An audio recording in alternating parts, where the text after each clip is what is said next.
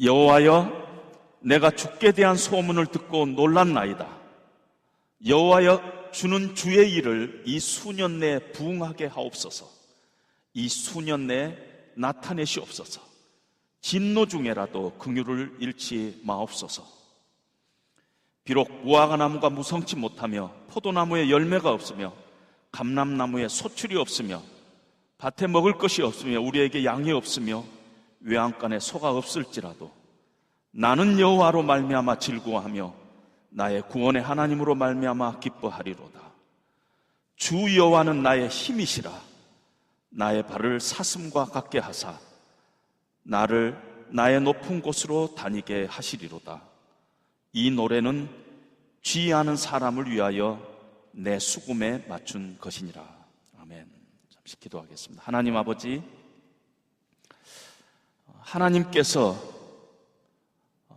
하박국을 통해서 유대 백성들에게 메시지를 전하셨을 뿐만 아니라 그 말씀을 기록하게 하시고 판에 명백하게 새기게 하시고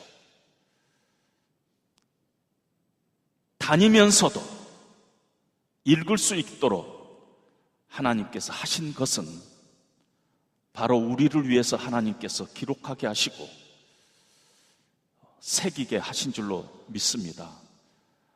하박국의 말씀이 오늘을 사는 우리에게, 나에게, 우리 공동체에 주시는 말씀으로 이 시간에 받고 우리의 삶들을 다시 한번 재조정하는 그런 귀한 시간들 될 수 있도록 주님 인도하여 주시옵소서.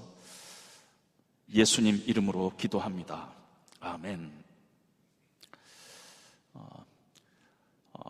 우리가 예수를 믿고 나서 크리스찬의 이 땅에서의 삶의 목표가 한마디로 표현한다면은 믿음으로 사는 삶입니다.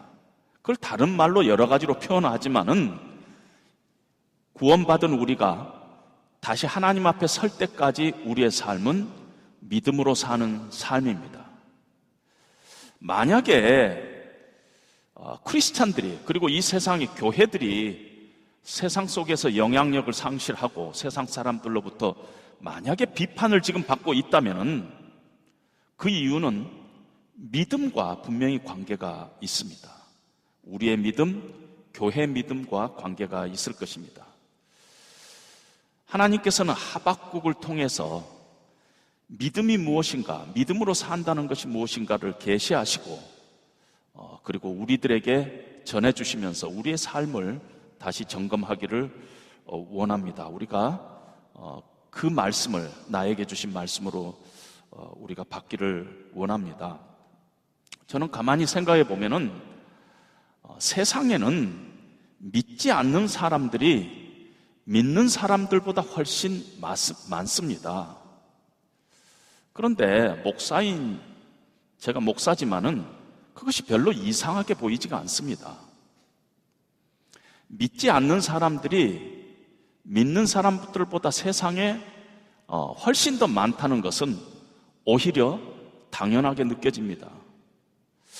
오히려 하나님을 믿는 사람들이 오히려 신기하게 느껴져요. 주일 이 시간에 이 장소에 나와서 하나님을 예배한다는 것 자체가 참으로 신기하게 느껴집니다. 제가 예수님을 안 믿을 때 교회를 다녔어요.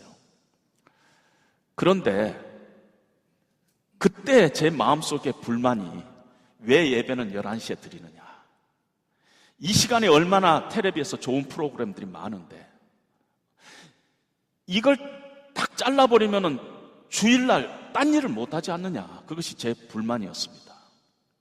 그리고 이 설교를 듣고 앉아 있는데 저는 세상에서 가장 괴로운 일이 목사님 설교 듣는 일이었어요.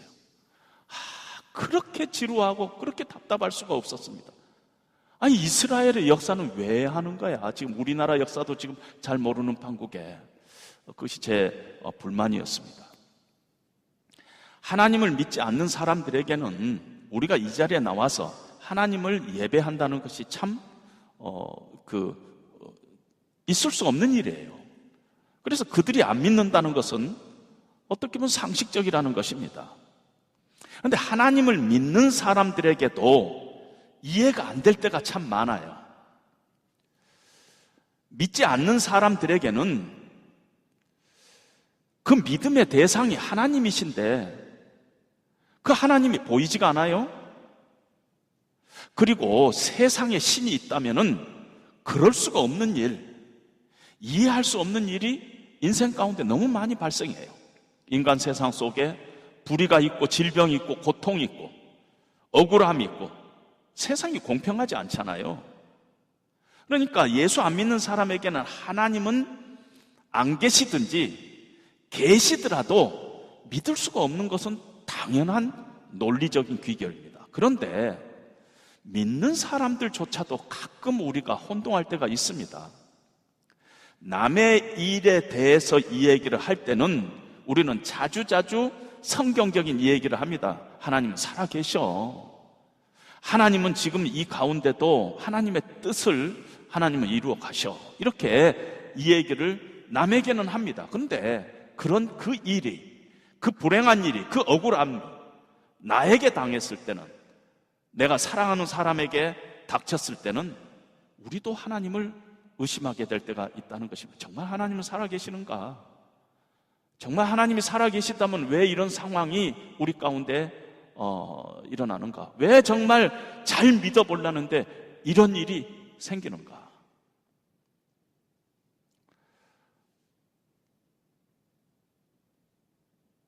그것이 예수 믿는 사람들에게 가끔 질문하게 되고 그것 때문에 갈등하는 사람들이 우리 주변에 참 많이 있습니다. 그런데 그런 일이 인류의 역사에서 끊임없이 계속되고 있습니다. 아브라함의 일생에도 그랬고 요셉의 일생에도 그랬고 다윗의 일생에도 그랬고 하박국을 처음 시작할 때 제가 김흥겸이라는 청년의 이 얘기를 했었죠. 그 청년에게도 동일한 하나님에 대한 의심과 항변이 있었습니다. 그리고 우리가 지금 다루고 있는 하박국도 정말 하나님의 선지자인데도 불구하고 하나님에 대해서 그 일이 나에게 닥치니까, 우리 민족에게 닥치니까 하나님의 그 선하심을 의심하고 하나님에게 항변했던 것을 우리가 봅니다. 그런 하박국에게 하나님께서 말씀하십니다. 역사의 핸들은 여전히 내가 잡고 있다. 그리고 하나님의 정하신 때가 있는데 하나님께서 반드시 그 일을 이룰 것이다. 하나님께서는 악인을 결코 용납하지 않으실 것이다 하는 것을 하박국에게 말씀하십니다. 그리고 너는 그 하나님의 말씀을 붙잡고 살아야 한다. 그동안 너는 견뎌야 한다. 믿음으로 살아야 한다. 이런 말씀을 하시면서 하나님께서는 이스라엘의 지나온 역사 속에서 하나님께서 어떻게 이스라엘 백성들을 인도해 내셨으며 구원하셨으며 어떻게 광야 40년 동안 하나님께서 불기둥으로 구름기둥으로 인도해 오셨는가? 지난 역사 속에서 이스라엘 백성들은 어떠한 백성들이었고 그 이스라엘 백성들을 어떻게 하나님께서 인도해 오셨는가를 이 얘기를 합니다. 그 하나님의 말씀에 하박국이 붙들렸습니다. 다 아는 이야기였어요. 이스라엘의 역사, 하박국이 선지자인데 모를 리가 없잖아요.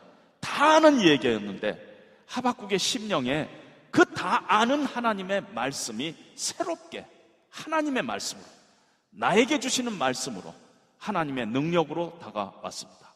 이 말씀이 나에게 오늘 하나님께서 주시는 말씀이구나. 우리 공동체에 주신 말씀이구나. 우리 민족에게 주신 말씀이구나. 하박국이 깨닫게 됐습니다. 그리고 하박국이 놀라운 고백을 합니다.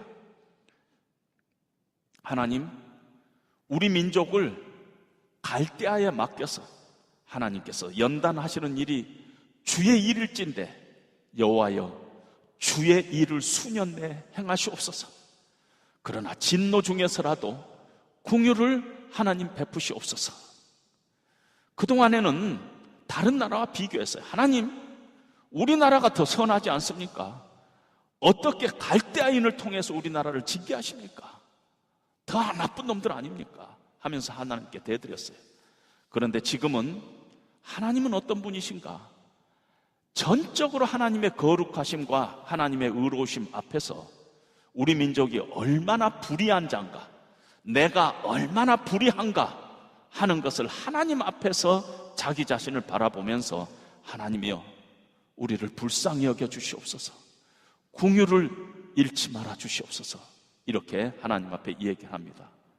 그리고 비록 무화과 나무가 무성치 못하며 포도나무에 열매가 없으며 감람나무에 소출이 없으며 밭에 먹을 것이 없으며 우리의 양이 없으며 외양간에 소가 없을지라도 그리 아니하실지라도 나는 여호와로 말미암아 즐거워하고 나는 구원의 하나님으로 말미암아 기뻐하겠습니다. 주 여호와는 나의 힘이시라 하는 이런 놀라운 고백과 간증과 찬양을 합니다. 내 몸에 질병이 고침을 받지 못할지라도, 경제적인 어려움이 해결되지 않는다 할지라도, 내가 지금 당하고 있는 억울함과 오해가 풀리지 않는다 할지라도, 그리 아니하실지라도 여전히 나는 하나님만 신뢰하면서 하나님만 의지하면서 이 고난의 기간을 지나가겠습니다. 이렇게 하박국이 믿음의 고백을 하나님 앞에 올려드립니다. 하나님의 이 하박국의 심령 가운데 어떤 변화가 일어났음이 분명합니다. 그런데 그 변화 중에서 제가 오늘 여러분들과 두 가지를 나누고 싶습니다. 하나는 하박국이 내 인생에 가장 귀한 것이 무엇인가, 내 생명을 걸 만큼 중요한 것이 뭔가, 내 삶의 기초가 되고 내 존재의 기초가 되는 것이 무엇인가 하는 것을 새롭게 발견했습니다. 하박국은 선지자고 사명자입니다. 다르지 않아요? 어떤 면에서 우리가 다 믿는데 믿는다고 다 믿는 게 아니죠. 믿음으로 다 승리한 게 아니죠. 우리가 교회 다닌다고 다 하나님의 쓰임을 받는 것이 아닙니다. 다 우리가 하나님의 일을 한다고 다 하나님의 기쁨이 되지는 않는다는 것입니다. 그 안에 차이가 있어요. 하박국이 1장에서 전에는 하나님을 항변하고 하나님을 의심할 때 하박국의 그 마음 중심은 어떤 중심이었느냐면은 하나님도 붙잡고 다른 것도 붙잡았어요. 내 인생의 기초에 나의 인생의 행복을 가져다주는 기초에 하나님도 있었지만은 다른 것도 있었어요. 물론 고백은 하나님이다, 하나님이 내 인생의 이 분기시요, 하나님이 내 인생의 그 가장 중요한 것이라고 늘 고백은 했겠죠. 선지자인데 고백은 했겠죠. 그런데 다른 거하고 같이 있었어요. 제가 이 설교를 준비하면서 자주 설교를 준비하면서 저는 제 아내에게 막 이렇게 질문을 던집니다. 근데 이번에는 제가 이렇게 질문을 던지니까 제 아내가 정색을 하면서 저에게 뭐라고 이야기하냐면, 당신은 지금 어디에 서 있어요? 당신이 하나님도 붙잡고 또 다른 것도 붙잡고 있지는 않아요? 이런 뉘앙스로 얘기를 하는 거예요. 제가 기분이 확 상했어요. 그런데 마음속에 아주 찔림이 왔어요. 요즘 걱정하는 거가 있거든요. 미래를 생각하면 걱정이 되죠. 그렇지 않아요? 근데 그렇게 질문한 제 아내도 걱정이 있는 거 알아요. 요즘 와서 갑자기 저한테 이런 얘기를 하는 거예요. 당신이 먼저 죽으면 나는 한국에서 나 혼자인데 어떻게 살아? 내가 먼저 죽으면 자기가 설 자리가 없다는 거예요. 그러니까 제발 자기가 먼저 죽게 좀 해달라는 거. 그러면서 막 걱정을 하는 거예요. 목사든지 장로님들도 마찬가지죠. 어쩌면 우리가 하나님도 붙잡고 다른 것도 내 인생의 행복의 근거로 붙잡고 있지 않은가.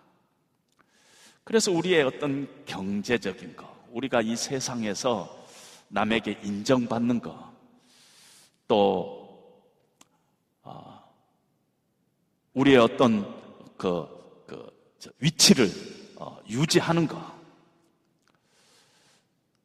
또 하박국의 입장으로 보면 국가가 이렇게 정치적으로 안정되는 거, 그것도 내 인생의 아주 중요한 목적으로 붙잡고 있었어요. 그래서 그런 것들이 흔들리지 않을 때는 내가 아주 만족스럽게 살다가 갑자기 내가 붙잡고 있던 것들이 막 흔들거리니까 막 그냥 자기도 흔들거린 것이에요. 막 기초도 흔들거린 것이에요. 하나님 앞에 항변하고 하나님 앞에 질문하고 그런 것입니다. 물론 우리가 인생을 살다 보면 어려움이 생기면은 아프지요. 어느 때는 섭섭하기도 하고 어느 때는 답답하기도 하고 우리가 인간이기 때문에 그런 감정적인 흐름이 없을 수는 없죠. 그럼에도 불구하고 삶의 기초에, 우리의 행복의 기초에 정말 하나님만이 나의 영원한 분기시다는 그런 고백을 가지고 우리가 살고 있는가? 정말 우리의 인생 가운데 우리가 예측하지 못하는 질병이 우리에게 다가왔을 때, 검사를 했는데 암입니다 하고 했을 때 물론 아프지요. 괴롭죠. 그러나 정말 그때 우리의 삶이 기초가 막 무너지고 그러는가? 우리가 우리 자신을 좀 돌아봐야 합니다. 하박국이 하나님에 대한 고백이 있었죠. 그런데 나라가 망하게 되고 바벨론에 이제 수모를 당할 그런 이 위치에 있게 되니까 모든 민족이 고통 가운데 들어오게 되니까, 경제적으로 어려움이 찾아오니까 내 인생의 행복의 파운데이션이 무너진 것 같았어요. 그동안에 긁고 보니까 나라가 안정되고 경제적으로 풍요하고 또 건강하고 하는 것은 내 삶에, 내 행복의 기초를 놓고 있었다는 것이에요. 그것이 무너지니까 내 인생 자체가 막 무너지는 것 같게 된 것입니다. 건강에 적신호가 오니까 갑자기 나는 이제 불행한 사람이 돼버렸다고 생각하는 그런 것이 있다면은 우리의 삶도 하나님 외에 다른 것이 우리의 삶에 지금 기초가 되고 있다, 이렇게 볼 수가 있다는 것입니다. 하나님의 말씀이 하박국 10년 가운데 임했어요. 그리고 나서 하나님에 대해서 다시 생각하게 된 것입니다. 하나님은 정말 내가 생각한 것보다 크고 위대하신 분이구나. 이 역사를 수수방관하실 분이 아니구나. 하나님은 지금 이 역사가 하나님의 손에 붙들려 있고 하나님의 작정하신 뜻대로, 하나님의 섭리대로 움직이고 있구나.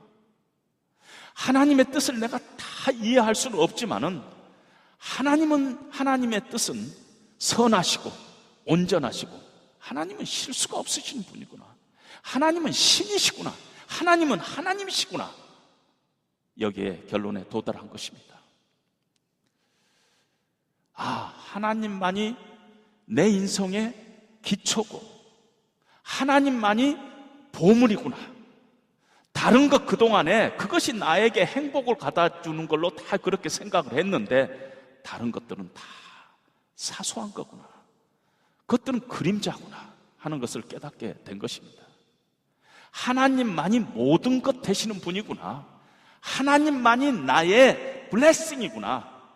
하나님이 주신 어떤 것이 아니라 하나님 자신이 내 인생의 분기시요, 상급시요, 블레싱이구나 하는 그런 고백을 하게 된 것입니다. 건강도, 명예도, 돈도, 출세도 다 이게 따지고 보면 그림자구나. 그런 고백을 하게 된 것입니다. 주 예수보다 귀한 것은 없네. 이 세상 부귀와 바꿀 수 없네. 이 세상 명예와 바꿀 수 없네. 이 세상 행복과 바꿀 수 없네. 이 찬송의 이 고백이 지금 하박국의 고백이 된 것입니다. 온 세상 만물 다 가져도 주 은혜 못다 갚겠네. 놀라운 사랑 받은 나 몸으로 재물 삼겠네. 이 찬송가 가사대로 그 마음속에 고백이 생기는 것입니다. 지금 하박국이 마음속에 그동안에 자기가 붙들고 있었던 그 다른 것, 이게 그림자구나, 이게 아무것도 아니구나 하는 것을 깨닫게 된 것입니다.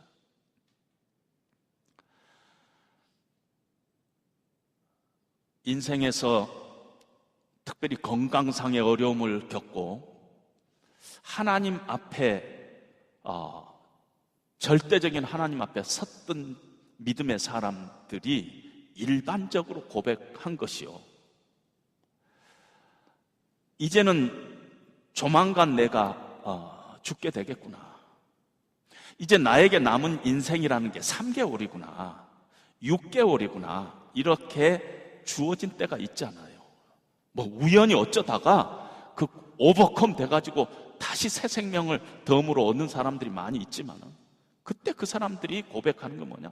하나님 앞에 가져갈 것이 아무것도 없더라는 것이, 하나님 앞에 들고 갈 게 아무것도 없더라는 것이, 굳건한 반석 있으니 그 위에 내가 서리라.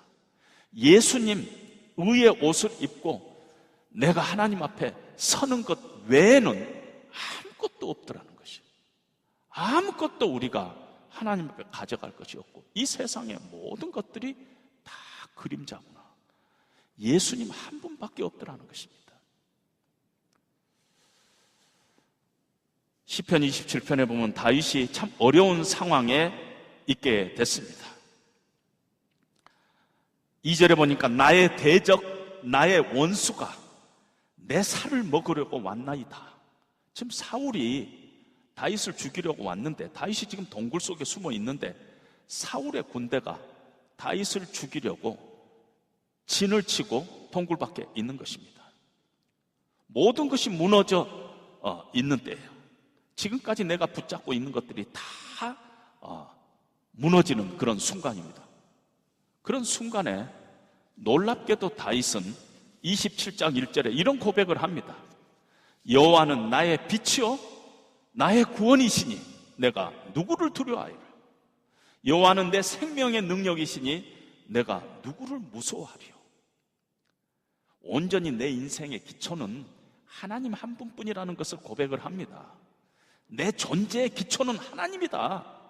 내가 지금 사울에게 죽임을 당하는 이런 순간이지만은, 내 목숨을 잃은 그런 순간이지만은, 내가 그동안에 쌓아왔던 것이 다 무너지는 이 순간이지만은 하나님이 나의 인생의 가장 기초에 있는 분이다 하는 것을 고백합니다. 그리고 한 단계 더 나아가서 하나님, 내가 하나님 앞에 바라는 한 가지가 있습니다. 보통 우리는 이럴 때 뭐라 그래요? 하나님, 이번만 살려주세요. 그런데 아니에요. 내 평생에 하나님 한 가지 소원이 있는데, 하나님의 성전에서 아침마다 하나님 앞에서 눈을 뜨고 하나님을 배우는 것, 그것이 나의 소원입니다. 하나님, 이렇게 마지막에 소원을 하나님 앞에 아뢰고 있는 것입니다.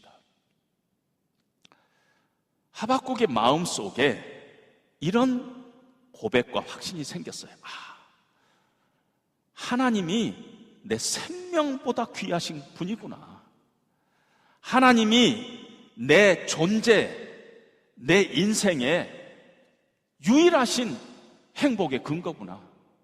God alone is enough 하는 그런 고백을 하게 된다는 것입니다. 내가 찬송할 이유가 있다면, 감사할 이유가 있다면 하나님 한 분뿐이다.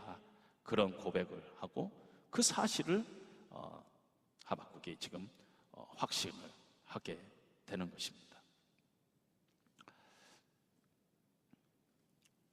기독교가 세상에서 손가락질을 받고 있는 이유가 혹시 우리가 말로는 우리가 하나님을 믿는다, 하나님이 내 인생의 전부다, 하나님 내 인생의 행복이다, 이렇게 하면서 또 찬송은 주 예수보다 귀한 건 없네, 세상 부귀와 세상 명예와 세상 행복과 바꿀 수 없네, 우리가 그렇게 이 얘기를 하면서 실제적으로는 하나님도 살짝 붙잡고 다른 것도 살짝 붙잡고 그리고 우리가 살아가고 있는 것은 아닌가, 그런 생각을 하게 됩니다. 세상이 교회를 손가락질하는 그 현장에 보면은 그런 모습들을 보게 됩니다. 하나님이 제일 싫어하는 게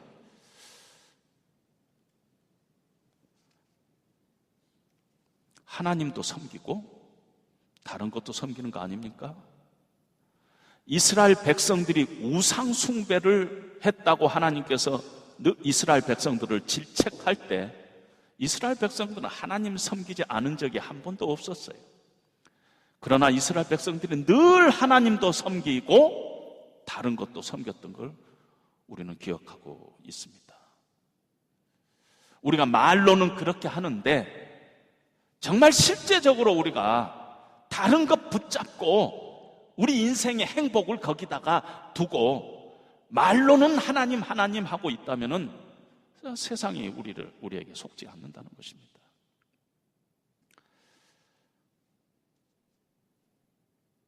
한 10여 년 전에 이 얘기인가요?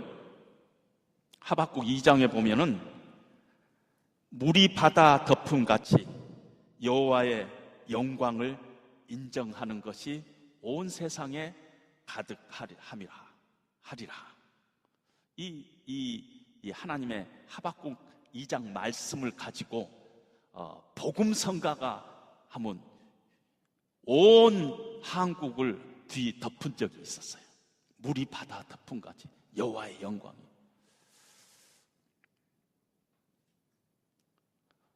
온 나라가 그 찬양을 아주 부른 적이 있었어요, 크리스찬들이. 그런데 뜻 있는 목사님들이 모일 때마다 농담 삼아 이런 얘기를 했어요. 노래만 계속 드립다 불러대니까 그 해 우리나라에 전례 없이 홍수가 났어요. 노래만 드립다 불러대니까 홍수가 나지. 여러분, 만약에 우리가 하나님 앞에 정말 우리의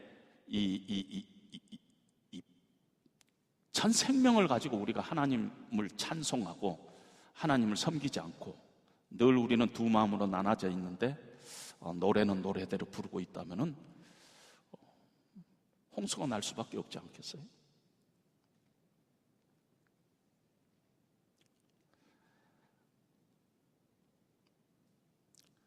만약에 하박국과 같은 고백을 가지고 살아간다면은 그것이 우리 심령을 지배하고 있다면은 세상은 우리를 흔들 수 없을 것입니다. 왜냐하면은 세상을 이기는 것은 이것이니 너의 믿음이라고 그랬어요. 우리가 바른 믿음, 정말 하나님을 내 인생의 기초로 두고 내 인생의 행복의 기초를 두고 하나님으로 충분하다 하는 그런 고백과 확신을 가지고 그 사실을 늘 붙잡고 우리가 살아간다면 세상이 우리를 흔들 수 없을 것입니다. 세상이 기독교를 흔들 수 없을 것입니다. 하나님께서 그런 깨달음을 우리에게 주신 줄로 믿습니다. 하박국은 이렇게 고백하는 것으로 끝나지 않고 현실의 삶 가운데 그대로 하박국은 결단하고 적용해 나갔습니다. 비록 내 삶이 무화과 나무가 무성치 못하며 포도나무에 열매가 없으며 우리의 양이 없고 외양간에 소가 없을지라도 Yet I will rejoice in the Lord. Yet I will be joyful in God my Savior. 그런 결단이 있었습니다. 깨달음으로 끝나지 않았어요. 어떤 의지적인 행동을 했던 것을 우리는 봅니다. 성경에 보면은요, 항상 기뻐하라. 쉬지 말고 기도하라. 범사에 감사하라. 이는 그리스도 예수 안에서 너희를 향하신 하나님의 뜻이니라. 하나님의 뜻은 많은 경우에 우리에게 이미 계시해 주셨어요. 얼마나 풍성하게 계시해 주셨냐면은 이미 계시해 주신 말씀 붙잡고도 우리가 충분하게 살아갈 수 있을 만큼 하나님께서 계시해 주셨어요. 그런데 중요한 거는요, 결단은 내가 해야 돼요. 결단은 내 삶 가운데 오늘 기뻐하고 오늘 하나님을 신뢰하면서 기도하고 오늘 하나님 앞에 어떠한 상황 가운데서도 감사의 찬송을 올려드리는 것은 우리 몫이라는 것입니다. 결단이 없이 우리 삶에 결코 능력이 나타나지 않아요. 결단 이후에 우리의 삶의 능력이 나타나는 것이지 노래만 불러갖고 안 된다는 것입니다.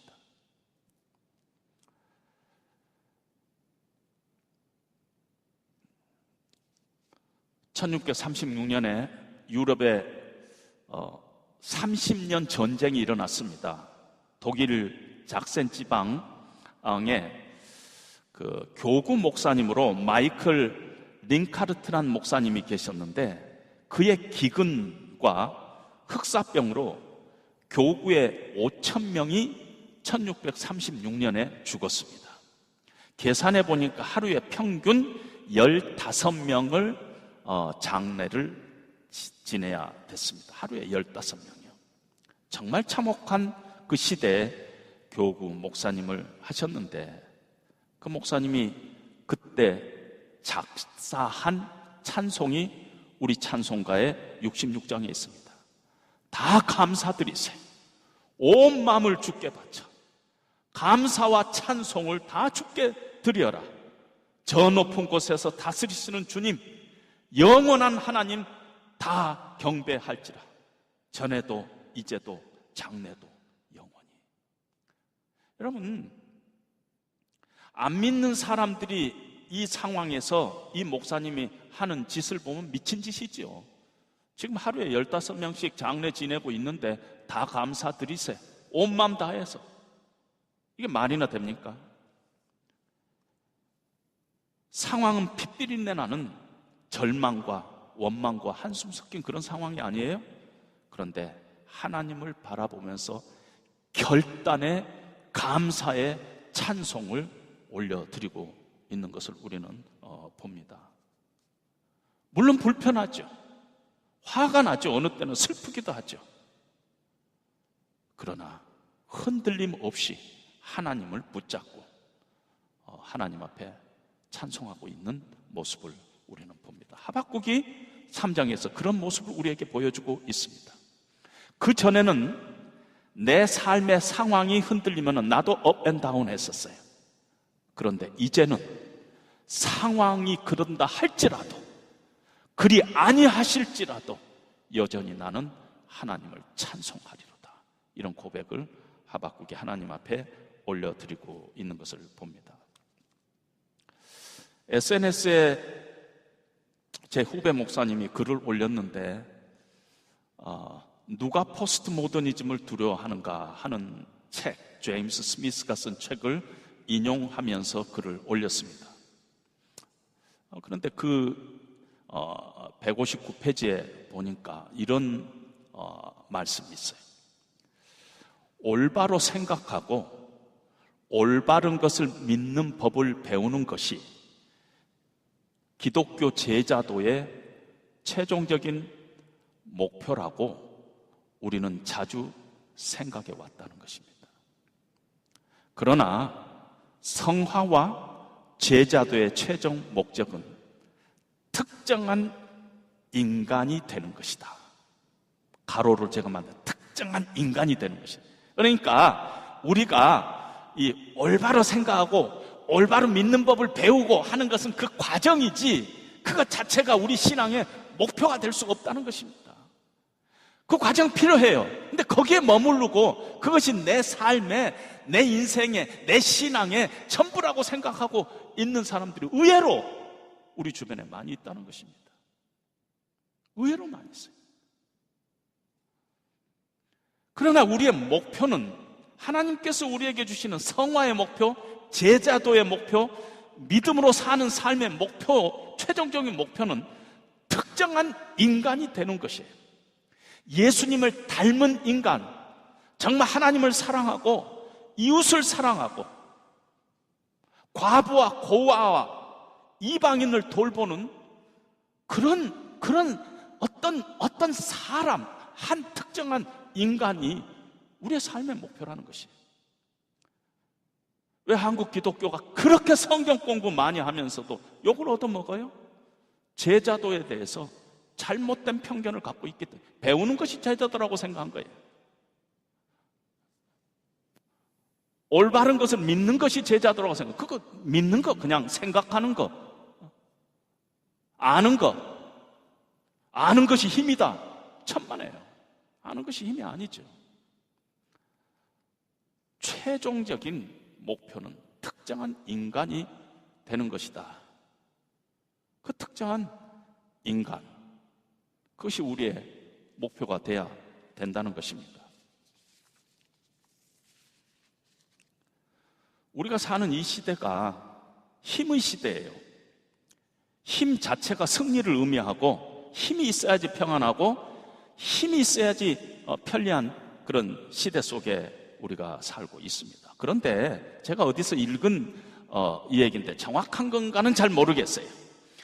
인류가 이 땅에 존재한 이후 여태까지 쓴 에너지를 다 총량, 그러니까 그냥 인류의 시작을 창세기로 본다면 창세기 지금까지 우리 인류가 전체가 쓴 에너지의 총량이 태양이 1초에 방출하는 에너지하고 비슷하다는 거예요. 태양이 1초에 반짝하고 하는 것이 인류가 총 쓰는 에너지하고 똑같다는 것입니다. 태양 안에 엄청난 힘이 있다는 것입니다. 그런데 태양이 무엇이냐? 하나님이 창조한 지극히 작은 피조 세계 한 부분에 불과하다는 것입니다. 우리가 믿는 하나님은 신이에요. 하나님은 창조주예요. 하나님 크신 분이에요. 우리가 상상할 수 없을 만큼 크신 분이고 파워풀하신 분이에요.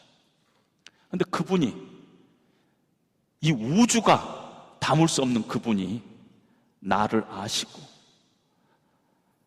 나의 체질을 아시고 내가 진토임을 아시고 나를 사랑하사 내 이름을 자기의 손바닥에다 기록하시고 자기 아들이라도 아끼지 아니하시고 우리를 위해서 내어주신 분이에요.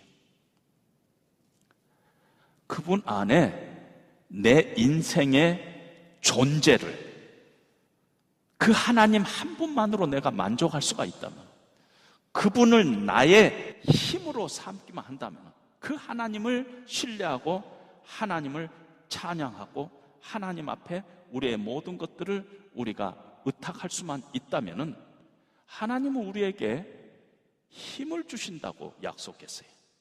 피곤한 자에게는 능력을 주시고 무능한 자에게 힘을 더하시고 여호와를 앙망하는 자에게 새 힘을 주신다고 약속했습니다. 왜냐하면 여호와가 나의 힘이시기 때문에.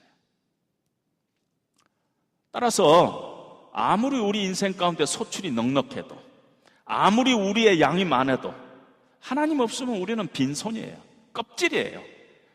아주 그냥 이 그림자 잡고 사는 것입니다. 아무것도 가진 것이 없다 할지라도 만약에 우리의 심령 가운데 하나님을 붙잡고 살고 있다면 우리는 사실 모든 것 가진 자예요. 그럼 하나님 외에 우리 인생을 만족하게 하는 게 뭐가 있어요? 잠시 우리에게 편안함을 줄 수는 있어요. 근데 우리에게 진정한 만족을 줄 수 있는 것이 뭐가 있느냐는 것이, 우리가 의지할 게 뭐가 있어요? 미국이에요? 옛날에는 미국이 좀 의지할 것 같았는데 트럼프 되고 나서 뭐 도대체 세상이 어떻게 돌아간가 잘 모르겠잖아요. 중국에 끼웃거려 봤더니 사스 사태 때 우리가 봤죠. 믿지 못하겠다고. 믿을 게 없어요. 뭐 축구 보면서 대한민국 해도 금방 또 떨어지잖아요. 랭킹 금방 떨어지고 그러잖아요. 세상의 즐거움은 잠깐입니다. 우리 그것 가지고 우리 인생의 즐거움을 삼을 수 없습니다. 세상이 점점 어려워질 것입니다. 며칠 전에 텔레비 보니까 중국에서 AI 앵커가 나와서 뉴스를 방송하는 게 나오더군요. 세상이 이렇게 아주 급변하고 있고 미래는 불확실한 미래로 가고 있습니다. 우리 후손들이 이 땅에서 어떻게 살아갈까, 모든 그 우리의 가능성이 막 뒤죽박죽 되는 세상 속에 살고 있습니다. 목회 환경도, 저는 우리 후배 목사님을 볼 때마다 늘 미안한 생각이 들어요. 앞으로의 목회 환경은 너무너무 어려워질 것이니까. 너무너무 어려워질 거예요. 제 주변에 세상적으로는요, 정말 잘 나가는 후배 목사님들이 많이 있어요. 근데 그 작은 목회 붙들고 얼마나 고생하고 있는 목사님들이 많은가 몰라요. 너무너무 미안해요. 저는 이미 은퇴했으니까. 이건 덤이니까. 너무너무 미안해요. 세상이 그렇게 참 우리가 상상할 수 없는 세상으로 바뀌고 있습니다. 수많은 고난이 앞으로 세상에 있을 것입니다. 이해할 수 없는 일들이 우리 가운데 생겨날 것입니다. 앞으로 그냥 짧게 50년 후만 우리가 가지고 있는 머리로 지금 이 상황에 비춰봐서 50년 후에 대한민국은 어떻게 될까 이렇게 상상만 해봐도 참 까마득한 그런 그 세상으로 이 세상에 갈 수도 있겠다 하는 그런 두려움이 우리 가운데 있습니다. 우리가 말 중에 이런 말이 있잖아요. 오늘은 발이 좀 참 무겁다. 오늘은 발이 참 가볍다. 이런 말들을 합니다. 그 차이가 뭡니까? 발의 무게는 같은데 어느 날은 발이 참 무겁고 어느 날은 발이 가벼운 건 무게의 차이에 있지 않잖아요. 건강의 차이에 있지 않잖아요. 우리의 마음의 차이라는 것입니다. 내 마음이 기쁘고 내 마음이 평안하면은 발이 가벼워요. 1시간 잠 자는데도 발이 가벼워요. 그런데 걱정, 근심, 두려움이 있으면은요, 천근 만근처럼 무거운 것이 우리 발이에요. 12시간 자고도 피곤한 것이에요. 참 사람의 마음이라는 건 이상해요. 제 아내가 미국에서 제가 신학 공부하는 동안에 미국의 그 흑인가에 가서 가발 이렇게 만지는 그런 아르바이트를 했습니다.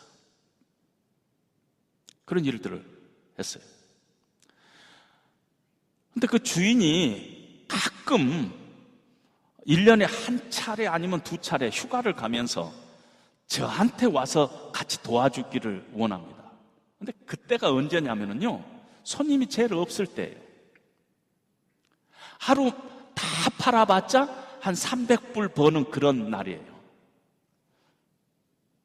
근데 그날이요, 손님이 제일 없을 때가 사실은 제일 힘들다고 그래요. 손님이 많아가지고 그냥 막 육체적으로 힘들고 오늘은 막 돈을 좀 많이 버는 날, 그날은 제 아내가 옆에서 일을 도와주는 점원이지만은, 인프로이지만은, 그때는 몸은 피곤해도 발걸음은 가볍대요. 오늘 주인이 돈을 많이 벌었겠구나, 그러니까. 근데 하루 종일 내가 이 시간당 무슨 5불이니 6불이니 이렇게 받고 일을 하는데 오늘 버는 돈이 토탈 300불밖에 안 된다. 그러면 주인한테 미안하고 얼마나 피곤한지 모른다는 것입니다. 그럼 하루 종일 피곤하다는 것입니다. 일은 없는데. 우리가 그렇다는 것입니다.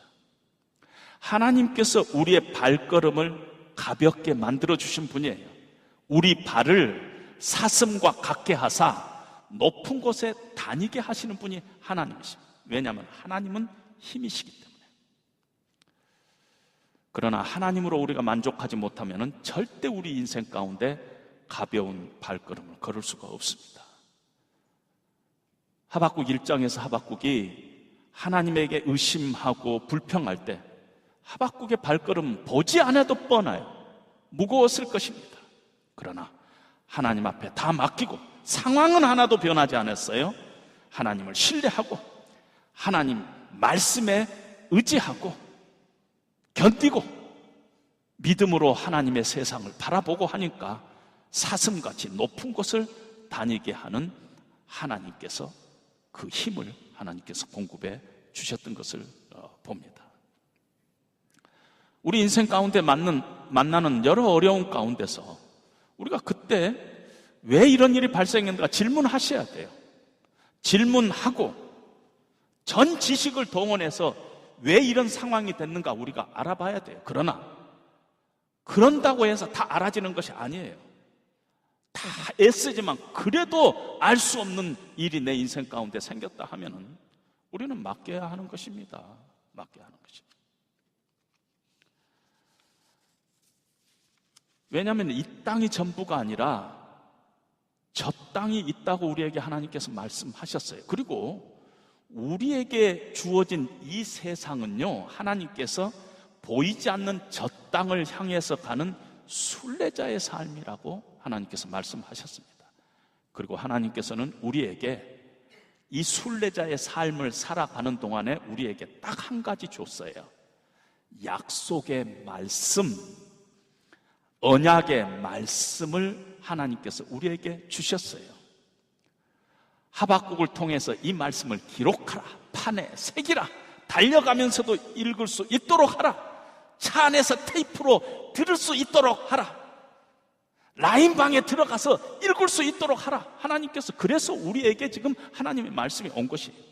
그거 외에는 없어요.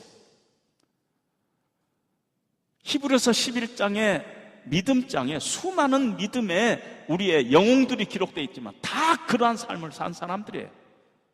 하나님의 약속을 붙잡고 하나님의 말씀을 붙잡고 그 하나님을 신뢰하고 약속 의지해서 약속 붙잡고 믿고, 그래서 하나님이 주시는 그 힘으로 찬송하고 감사하고 기뻐하며 믿음으로 살았던 사람들의 일생을 우리에게 보여주는 것 외에는 하나님께서 다른 처방을 우리에게 주시지 않았습니다. 그런데 하나님께서는 우리가 하나님 앞에 그렇게 의지하고 나아가면은 견딜 수 있는 힘 주세요. 서바이브 할 수 있는 힘 하나님께서 주시고, 그것뿐만 아니라 사슴처럼 높은 데로 올라갈 수 있는 힘까지 하나님께서 주신다고 오늘 약속을 하고 있습니다. 그런 힘을 늘 우리가 받고 그 약속 붙들고 우리 인생에 어려운 일이 있을 때마다 세상에 가장 비상식적인 일을 경험한 사람이 누구예요? 우리 예수님 믿지 않아요? 오해받고 배신당하고 우리 예수님이 그 일을 당하셨어요.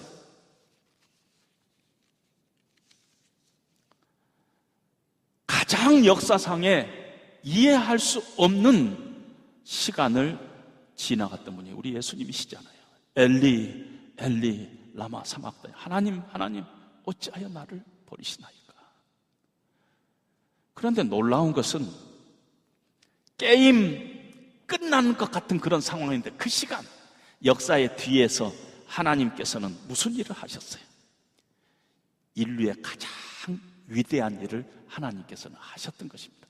우리를, 예수님을 십자가에 달려 죽게 하시고 우리의 죄를 담당하게 하시고 우리를 구원하시는 상상할 수 없는 놀라운 가장 위대한 일을 하나님께서 하셨습니다. 예수님께서 이런 고난을 당하시기 바로 직전에 예수님께서는 감람산으로 올라가시면서 찬미하셨다고 예수님께서 말씀하시고 계세요. 그 고난 가운데 이제 하나님 앞에 마지막 기도를 하려 올라가는 그 그 전에, 그 순간에 예수님께서는 찬송을 불렀던 것입니다. 하박국처럼. 남은 인생을 우리가 하나님을 신뢰하면서 하나님 안에서 힘을 얻고 우리가 세상에 본이 되는 그런 삶을 살아가는 저와 여러분들이 되시기를 주님의 이름으로 다시 한번 부탁드립니다. 잠시 기도하겠습니다. 우리 함께 이 시간에 잠시 오늘 말씀을 붙잡고 기도하도록 하겠습니다.